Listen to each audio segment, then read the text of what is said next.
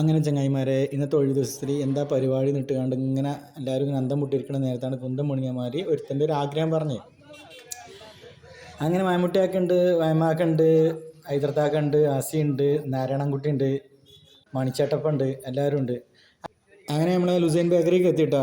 അങ്ങനെ ബായി വന്നു കണ്ട് എന്താ ചേട്ടൻ മണ്ടി ചോദിച്ചു. അപ്പം ഞങ്ങൾ പറഞ്ഞു എന്നാൽ ഒരു ചായയും കൂടി ആയിക്കോട്ടെ. അങ്ങനെ ചായയും കൊടുന്ന് വെച്ചു. എന്നാൽ എന്താ അപ്പം മനസ്സിലായി ഞങ്ങൾക്ക് ഈ ബ്രെഡ് ചൂടുള്ള ബ്രെഡ് അങ്ങനെ അപ്പം ആ സ്പോട്ടിൽ ഞങ്ങൾ വാങ്ങിയിട്ട് എന്നാൽ മൂപ്പർക്ക് ആഗ്രഹ പ്രകാരം മൂപ്പര് ബർത്ത്ഡേ ആണെന്ന് പറഞ്ഞു. എന്നാൽ ആയിക്കോട്ടെ, കേക്കും വേണ്ട, ബിസ്ക്കറ്റും വേണ്ട, മുട്ടായും വേണ്ട, ഒന്നും വേണ്ട, ചൂടുള്ള ബ്രെഡാണ് തിന്നുന്നത്. എന്നാൽ മൂപ്പർക്ക് പല്ലില്ല, എന്നാൽ പിന്നെ പല്ലിൻ്റെ അണ്ണാക്കിൻ്റെ ഉള്ളിൽ കൂടെ ഇറങ്ങിപ്പോയിക്കോളും ചായയിൽ മുക്കിയാൽ.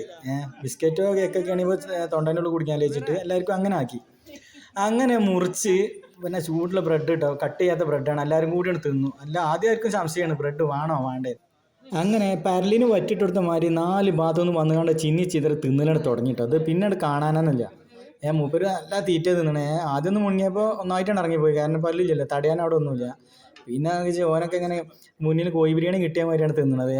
മറ്റവന് വേണോ വേണ്ട വെച്ച് തിന്നാണ്.